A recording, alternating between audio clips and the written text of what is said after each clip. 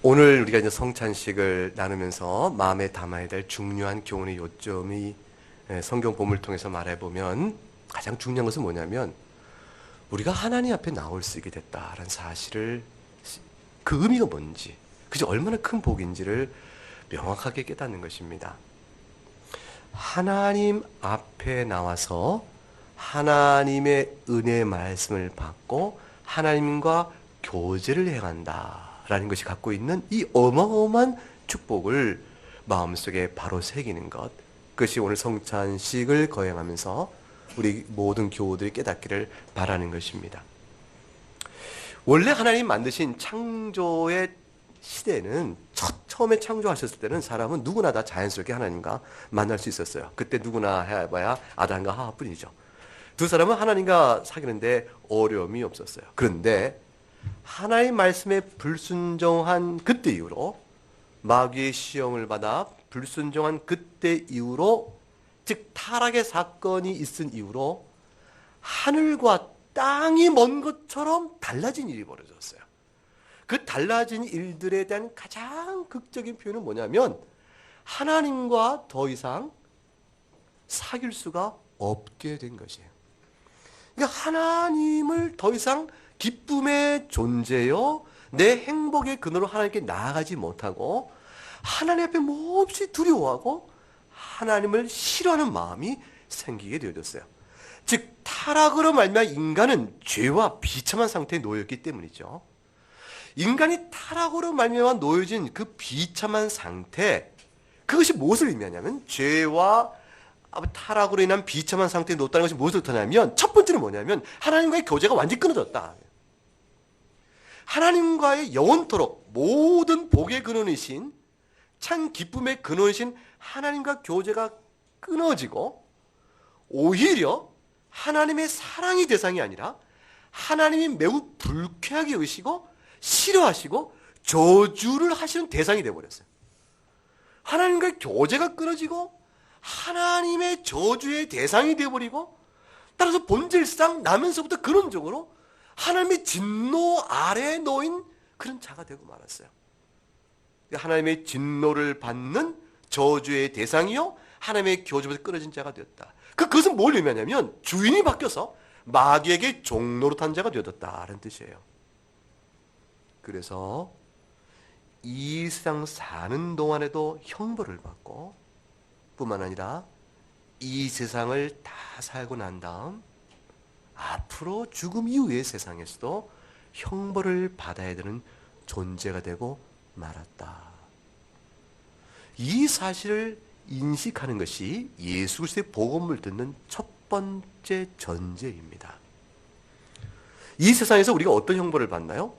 하나님의 교제에서 끊어지고 하나님이 미워하시는 그런 저주의 대상이 되고 하나님의 진노 아래 놓여 있으며 마귀의 종노릇한 자가 되었다는 사실로 인해서 우리가 당하는 이 세상에서 형벌은 뭘까요?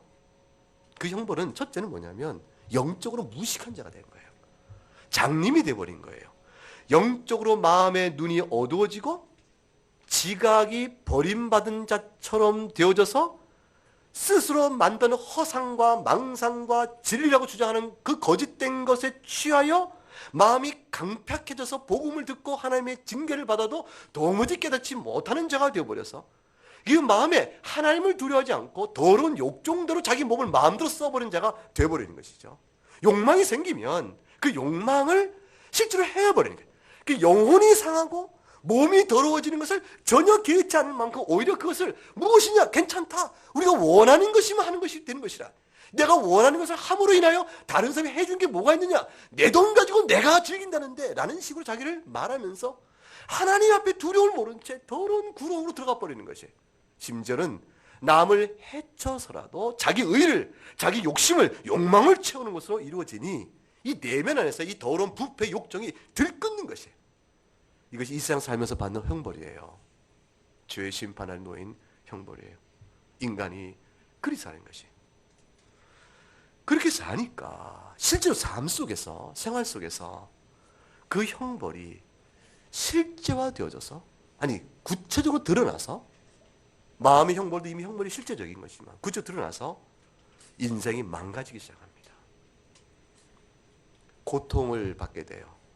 건강의 상실, 인간관계의 뒤틀림, 그 다음에 사회적으로도 형벌을 받는 이러한 망가진 인생을 살게 되고 마침내는 육신과 영혼이 분리되는 죽음을 경험하고 죽음 이후에는 영원한 심판을 맞아야 될 존재로 이 땅에 살다 그냥 끝나는 것이에요. 말로는 인생은 나그네 길, 허무하다 이렇게 말하면서 허무한 인생, 이런들 어떻고 저러면 어떻겠냐라고 임의로 살지만 신자들도 인생이 짧고 덧없음을 알지만 신자는 갈 방향을 아는 자요.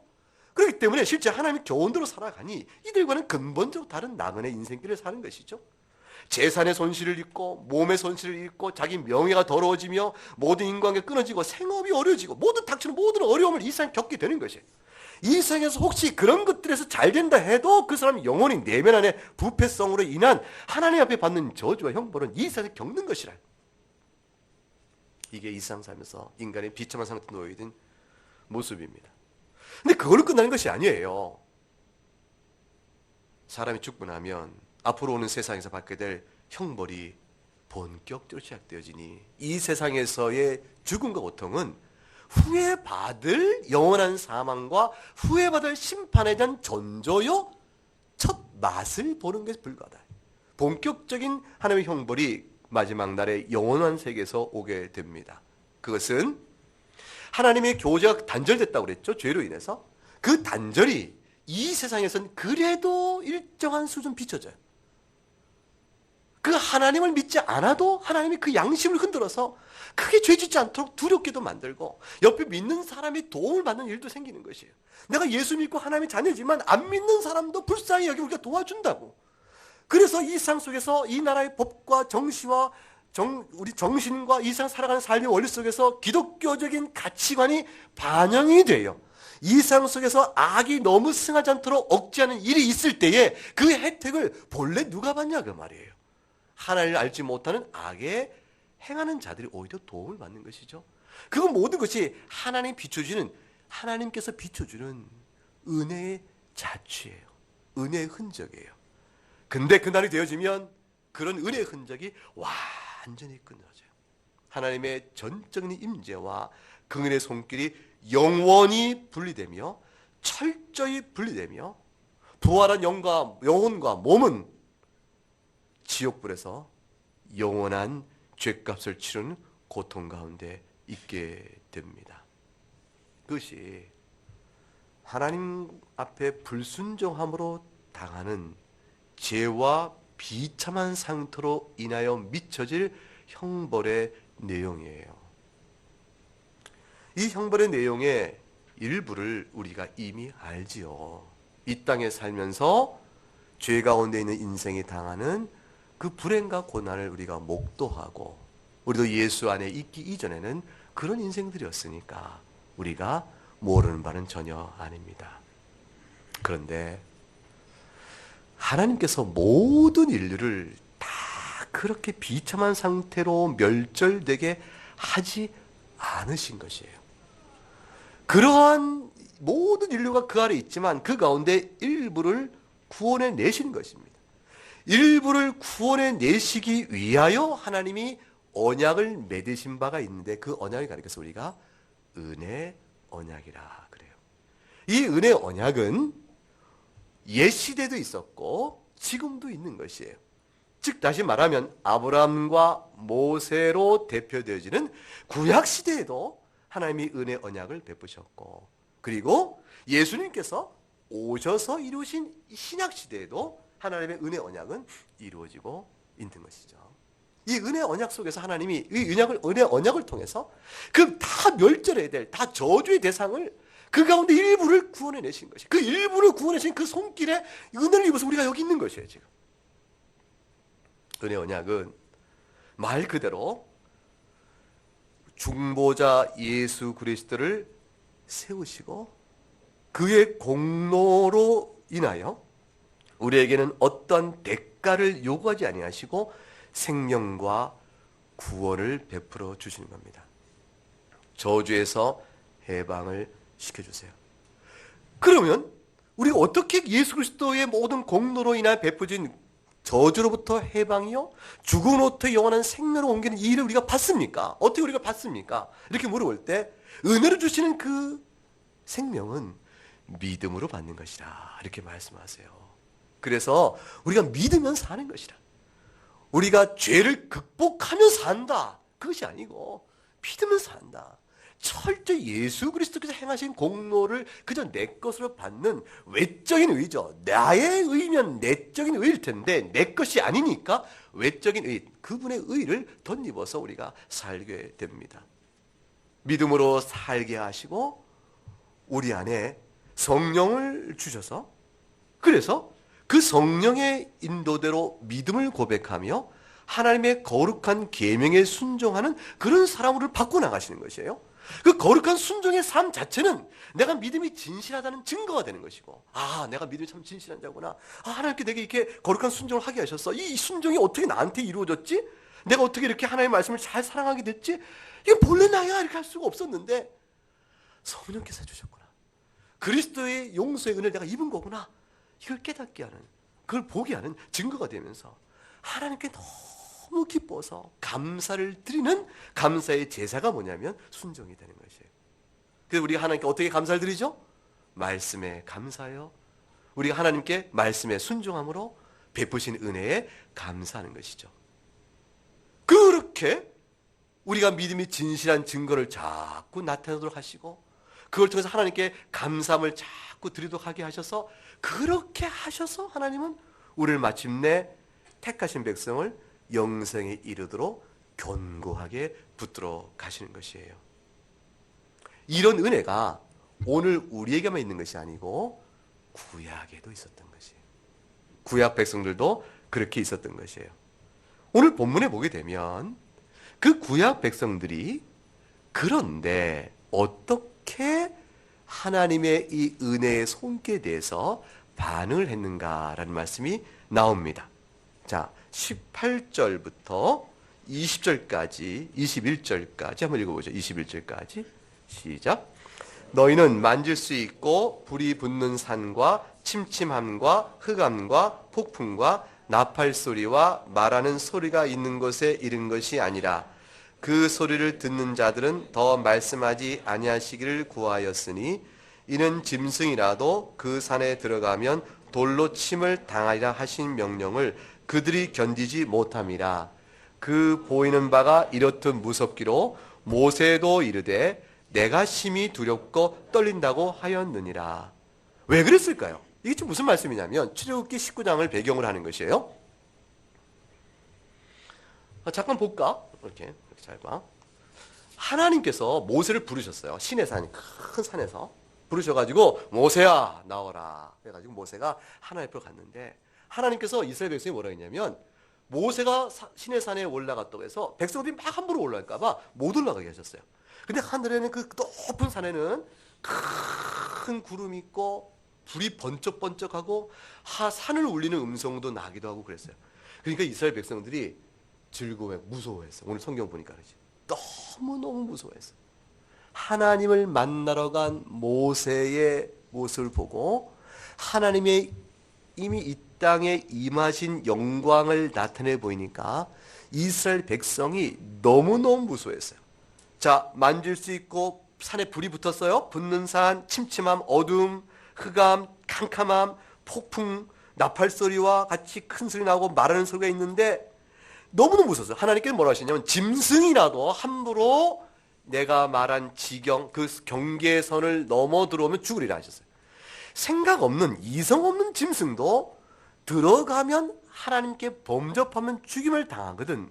하물며 죄 가운데 있는 인간이 하나님의 거룩한 계신 곳에 함부로 들어가면 죽는 것은 너무나 마땅하죠. 너무 무서워했어요. 너무 무서워했어요. 여러분, 하나님의 계신 곳에 쑥 들어가면 자신 있어요? 하나님의 크심, 우리가 성경을 보게 되면 구약에도 그렇고 신약에도 그렇고 참 특별하게 하나님이 계시다라는 거룩성을 마음에 느끼게 되면 예외 없이 모두가 다 두려워했어요. 자신의 죄의 모습이 하나님의 거룩성 앞에서는 여지껏 눌러오고 애써 부인하고 괜찮다고 변명해온 모든 죄가 그대로 앞에 드러나서 자신의 자랑해왔던 모든 의로움과 선함은 하나도 없이 사라지고 죄가 앞에 캄캄하게 들어서기 때문에 하나님의 거룩성 앞에서는 죽음을 생각하지 않는 사람이 없어요. 예수 그리스도께서 그가 의로운 자여 하나님께서 보내신 자라는 사실 자체가 자각되는 순간에, 사람들 앞에 예수님이 하신 말씀과 행하신 기적을 통해서 자각되는 그 순간에 모든 사람은 주여 떠나소서, 떠나소서, 우리에게 떠나소서, 다 그렇게 주님을 멀리 하려고 했어요. 그것이 편하거든. 하나님의 임재 앞에 사는 일이 얼마나 두려운가를 구약 백성이 알았어요. 그것은 하나님이 저들을 죽이려 왔기 때문이 아니고 하나님의 거룩한 율법 앞에서 자들의 죄가 낱낱이 드러나기 때문이에요. 거룩한 율법 앞에서 하나님의 거룩성과 그의 거룩성 앞에 비춰진 하나님의 말씀은 우리가 어떻게 살아야 마땅한가를 다 드러내며 그 말씀 앞에 우리가 얼마나 죄인인가를 드러내 주니까 그것은 그냥 하는 거예요. 하나님의 거룩의 자취와 흔적과 멀리서 비추만 봐도 바로 지각돼 알아서 두려워 떨 수밖에 없는 일이 되어지는 것이에요. 하지만 구약의 백성도 용서하시는 거 아닙니까? 은혜 언약이란 것은 예수 그리스도의 중보로 인하여 우리의 공로를 보지 아니하시고 우리를 그저 값없이 은혜를 주신 것이라, 구원을 주신 거라고 말씀하셨는데 구약 백성도 그렇게 은혜로 구원받을 터인데 저들이 두려워한 까닭은 무엇입니까? 그것은 그림자였기 때문에 그런 거예요. 실제로 봤을 때처럼 강렬하거나 실제로 봤을 때처럼 생생하거나 실제 때 봤던 것처럼 확신 있게 믿을 만한 그런 약속이 저들에게 너무 약했던 것이에요.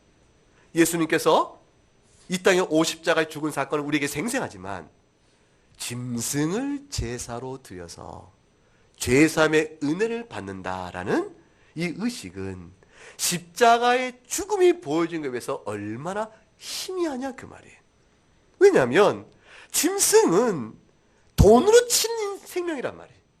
이 돈 얼마 주면 사는 생명이라. 그러니 그 짐승 잡아 죽였다고 내 영혼의 값을, 내 영혼의 죄값을 칠 수 있겠는가? 이건 사람이 생각해도 뻔히 안 되는 일이라 그 말이죠.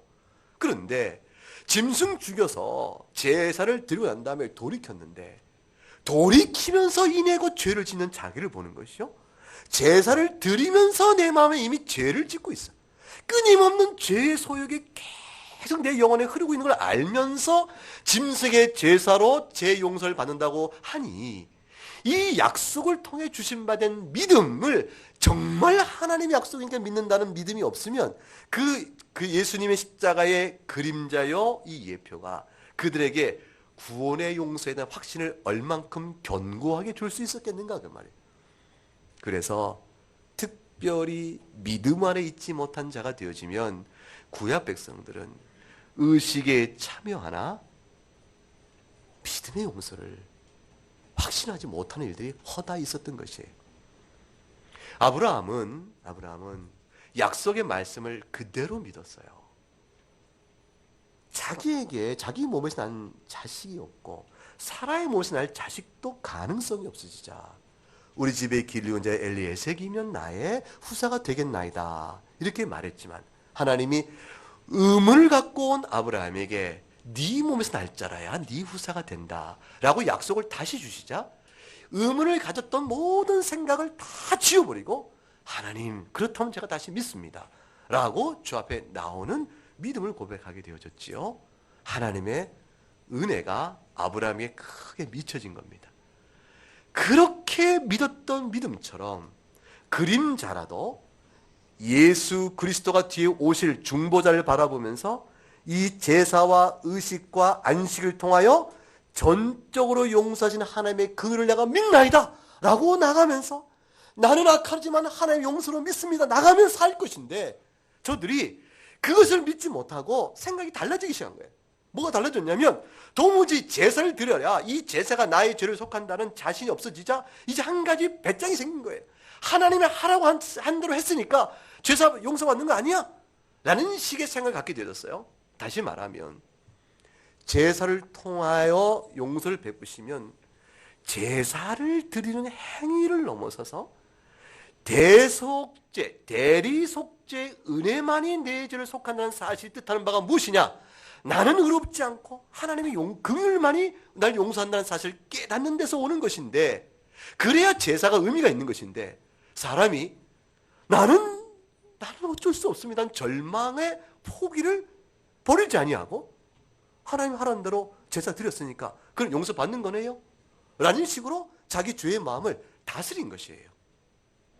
그러니까 하나님의 말씀의 두려움과 죄의 각성을 뭘로 합리화시켜 버렸냐면, 결국 제사의 참뜻대로 절망의 마음으로 나오면서 긍휼을 바라는 이 믿음이 있었으면 우리가 똑같은 믿음으로 구원받았을 텐데, 저들이 생각하기를 그 마음보다는 하나님이 하라는 대로 했으니까 된 거죠.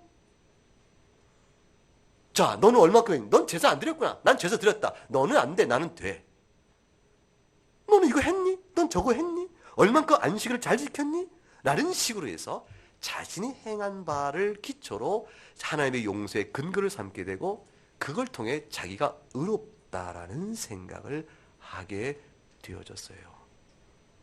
하나님이 그림자로 비춰진 중보자의 죽음을 통한 대리 속죄만이 생명인 까닭을 보여주는 근본의 원리를 그들이 왜곡시키며 나가게 된 겁니다. 저들은 하나님의 뜻을 몰랐죠. 그러니 저들 마음속에 하나님의 심판주로 나온 것에 대한 두려움을 느끼는 것이 당연한 것이요, 전적인 용서학을 모르는 것이요, 그 두려움을 지우기 위해 내세운 것은 자기들이 얼만큼 신실한 신자였는가라는 자기 의뿐이었어요. 결국은 형식주의만 남고 말씀에 입각한 본질은 사라져버리는 껍데기에 외식주의적 또는 의식주의적 또는 기계적인 그러한 신앙의 관례에 따른 자기의 주장이 남게 되었으니, 하나님께서 나중에 명령과 규례의 법도를 네가 지켜 행했느냐 물으시면 답할 길이 없는 것이죠. 명령과 규례의 법도를 지켜 행했느냐라는 이 말씀은 아까 말한 것처럼 너희가 믿음의 증거를 가졌느냐 그 뜻이에요. 그리고 하나님께 구원받은 자비에 대한 감사를 드렸느냐라는 것인데, 그들이 그런 일을 온전히 주 앞에 드릴 수가 없게 된 것입니다.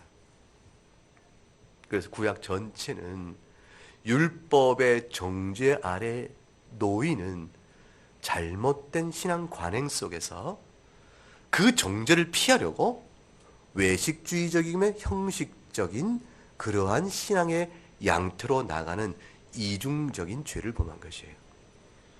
하나님의 전적인 용서의 은혜를 바라보는 참된 신앙 안에 있지 못하고 율법의 정죄 아래 갇혀버리고 그 정죄를 피하려고, 그거는 오직 하나님의 긍휼 앞에 눈물을 흘리는 것뿐인데, 하나님이 정하신 율법의 의식을, 십자가의 흔적을, 그 그림자를 지켰다, 붙들었다 라는 자기의 종교적 의로 그거를 피하려고 했으니 저들의 모든 영적 태도는 굴절되어 있었다라고 볼 수가 있습니다. 그 결과가 우리가 아는 것처럼 구약의 마지막 날까지의 심판을 자초한 저들의 모습이었어요. 그 중에 소수의 사람들만이, 남은 자라 하는 사람들만이 하나님의 이름을 바르게 부르고 전적인 긍휼만을 구하고 제사에 참된 규례를 알고 그렇게 살아간 사람들이라 볼 수가 있죠. 그런데 저들처럼 은혜 언약 아래 있지만 단순히 하나님 주신 바 된 그림자요 율례를 따라서 약속들이요 예언이요 할례요 유월절이요 이런 예표요 그림자를 통해서 미약하게 알아가고 그렇게 있었던 저들과는 달리 우리가 잃은 산은 어디냐라고 말하자면 22절부터 24절까지 우리가 잃은 산은 어딘가를 이렇게 설명해 줍니다. 22절 24절 읽어볼까요? 그러나 너희가 잃은 것은 시온산과 살아계신 하나님의 도성인 하늘의 예루살렘과 천만 천사와 하늘에 기록된 장자들의 모임과 교회와 심판자이신 하나님과 온전하게 된 의인의 영들과 새 언약의 중보자이신 예수와 및 아벨의 피보다 더 나은 것을 말하는 뿌림피니라. 그런데 우리가 이룬 것은 어디냐? 자, 보세요. 시온산이 어디 있어요? 시온산도 신의 산과 같이 하나의 지명이지만 여기서 말하는 시온산을 땅의 어느 지명으로 생각하지 않도록 바로 이어나온 말씀이 뭐죠? 살아계신 하나님의 도성이 뭐라고 되어 있어요? 하늘의 예루살렘. 이 시온산은 뭐예요? 상징이에요. 그러니까 우리가 이룬 것은 이 땅에 있는 어느 산이 아니다. 우리가 이룬 것은 율법의 정죄 아래 있는 것이 아니다. 우리가 이룬 것은 실체다. 우린 그림자에 있는 것이 아니다. 예수 그리스도의 약속의 예표가 실제로 이루어져서 그 그리스도로 말미암아 주어진 구원을 우리가 직접 맛본 자들이다. 이 얘기를 하고 싶은 것이에요. 하늘의 예루살렘은 아무나 들어간 것이 아니에요. 이 땅의 성전의 지성소도 대제사장만이 1년에 한 번 들어갔거늘 하늘의 예루살렘이야. 어떻게 들어갈 수가 있겠어요? 그런데 그것은 하나님 앞에 택함 받은 구원의 자녀들이요, 그곳에 이르게 되어지면 천만 천사와 함께 교제를 해. 천사들과도 교제할 수 있고, 무엇보다 특별히 하늘에 기록된 장자들 모임이니 이 누굴까요? 구약에 먼저 믿었던 선진들이에요. 구약에서 먼저 믿어 하나님께 구원받아 이른 하나님의 백성들, 이 속에 모세와 아브라함이요, 엘리야요, 다윗도 포함된 것이라. 그들의 모임이 그곳에 있고, 그 다음에 뭐라 되어 있어요? 교회가 있다 됐어요. 이 교회가 이 하나님께서 창세 전에 이미 택하신 모든 백성들의 무리를 통해서 교회라 하는데, 이 교회 속에는 우리도 포함되어 있어요. 우리도 먼저 간 자들 물론 포함되어 있고, 우리 뒤에 올 자도 포함되어 있죠. 그 교회가 있고, 그 다음에 만민을 심판하신 하나님. 근데 이 심판 앞에서 우리는 어떻죠? 그 다음 중요해요. 그 다음에 읽어보세요. 온전하게 된 의인의 영들.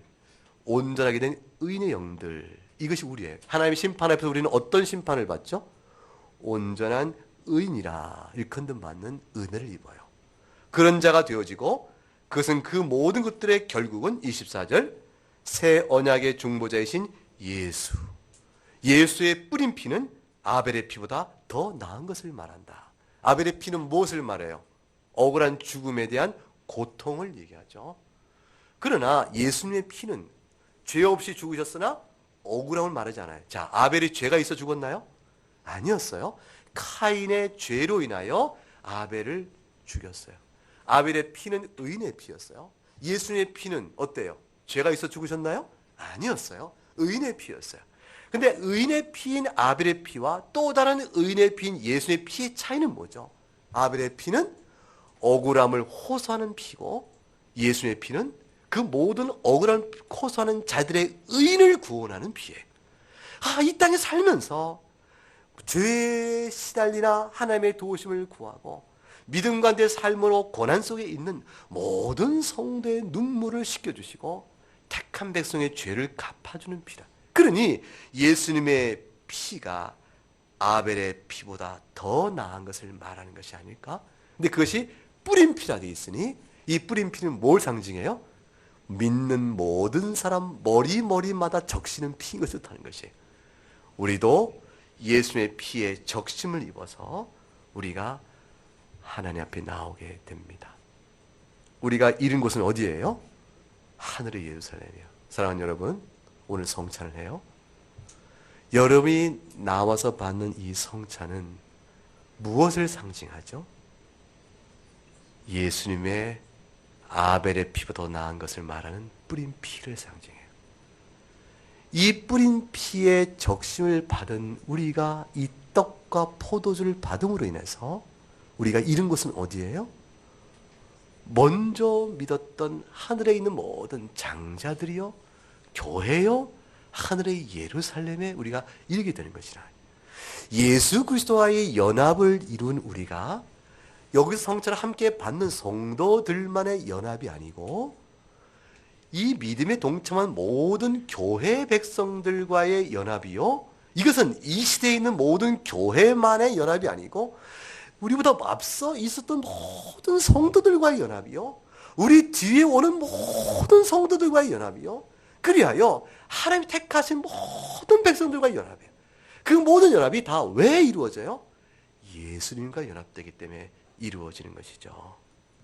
자, 그렇다면 이제 오늘 본문의 마지막 경고의 말씀을 생각해 보세요. 그렇다면 25절부터 25절 한번 읽어보세요. 시작. 너희는 삼가 말씀하신 이를 거역하지 말라. 경고하신 이를 거역한 그들이 피하지 못하였거든 하물며 하늘로부터 경고하신 이를 배반하는 우리일까 보냐. 이제 당부하기를 너희는 하나님의 말씀을 불순종하지 마라 그럽니다. 구약의 때도 경고하신 이의 말씀을 불순종한 이들이 하나님 앞에서 징계와 멸망을 받았거늘 이제 하늘에서 내리신 이 말씀, 땅에서 경고하신 이를 거역한 그들이 피하지 못하였다면 하늘로부터 경고하신 이를 배반하는 우리는 오진하겠는가? 복음을 멸시하면서 살 길이 있겠는가? 생명을 얻는 회개를 거절하지 마라 그 말이죠. 죄인의 마음에 하나님의 영의 역사로 인해서 기록된 성경의 말씀을 통하여 사역하시는 성령의 도우심으로 인해서 우리가 이전엔 보지도 못했고 깨닫지도 못했던 더러운 추한 죄를 보게 됩니다. 아, 내가 얼마나 더럽고 추한 죄 가운데 있었는가. 그걸 깨달으면서 그런데 그럼 내가 멸망의 자식이 되었구나 싶을 때에 예수 그리스도를 말미암아 베푸시는 하나님 무한한 자비를 보게 되는 것이. 그러니 그걸 보고 참회하고 깨닫게 되면서 자기 죄를 슬퍼하고 미워하며 내가 죄를 떠나 하나님께 돌아가며 하나님의 교훈대로 새롭게 순종하겠습니다 라고 나오는 그 생명 이른 회개를 해라 그 말이죠. 이걸 어찌 거절하겠는가? 끊임없이 노력해라 그 말이죠. 그렇게 되면 결코 우리가 완전한 거룩은 이루지 못할 것이로되, 왜냐하면 성도가 절대 그렇게 못합니다. 많은 죄에 빠지기도 하고 유혹에 넘어가고 신자가 최선을 다해도 하나님 보실 때는 여전히 부족한 것이요, 그래서 은혜의 자리에서 떨어져 가는 것처럼 보일 때가 있어요. 그러나 생명 이른 회개 생활을 믿음 안에 감사하면서 하는 자에게는 하나님의 변치 않는 사랑과 성도를 끝까지 붙드시는 은혜와 그의 작정의 언약 때문에 절대로 그의 백성을 아무리 연약해도 예수 그리스도와 분리하지 않으십니다.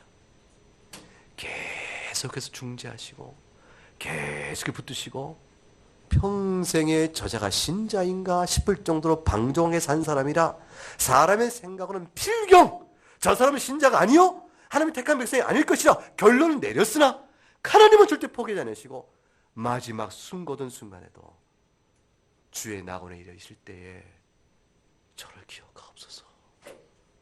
세상에 그 한마디로도 은혜 베푸시기를 거절하지 않으세요. 그러니 신자 마음속에 성령으로 말미암는 중생의 씨가 그 안에 거하고 있다면 참 신자는 연약하여 그 증거가 너무 미약해서 어떤 증거가 너무 안 보여서 사람이라면 포기를 했어도 벌써 포기했을 절망의 자식인데 하나님께서는 끝끝내 타락하지 않도록 붙들으시는 마침내 회개도 시키시는 은혜를 베푸시죠. 절대로 우리는 한 인생 가운데 마지막 호흡이 끝날 때까지 누구라도 포기하면 안 되는 것이에요. 하나님이 택한 백성을 포기하지 않으실 것이니까. 그러나 신자가 어떻게 그러나 그 하나님 포기하지 않는 하나님의 주권적인 작정만을 믿고 신앙생활에 게을리 살 수 있겠어요? 그래서 오늘 본문에 뭐냐면 하늘로부터 내려온 음성을 거역하지 말라 그 말이에요. 그게 뭐냐면 하나님께서 우리에게 주신 은혜가 흔들리지 않는 나를 받은 것 아니냐. 28절 은혜를 받자 이로 말미암아 경건함과 두려움으로 하나님을 기쁘시게 섬길지니 우리 하나님 소멸한 불이니라 라는 말을 덧붙임으로 방종의 마음이 있지 않도록 경계하신 것이에요. 우리는 중생자라 할지라도 마음에 죄를 사랑하는 마음이 여전히 있어요. 여러분 그거 있죠?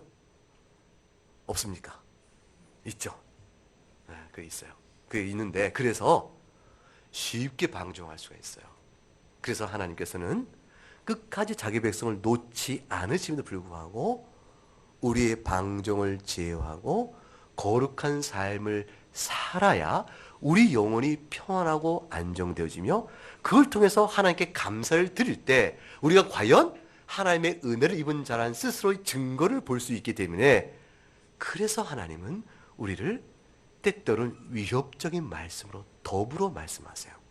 내가 명한 명령과 법규와 규례를 지키라, 준행하면 네가 살 것이다, 이렇게 말씀함으로 그들의 영혼을 단속하시는 것이에요. 오늘 본문의 말씀에 너희가 기쁨과 경건함과 두려움으로 하나님을 기쁘게 섬길지니, 왜냐하면 하나님은 소멸한 불이 아니냐, 그 말이에요.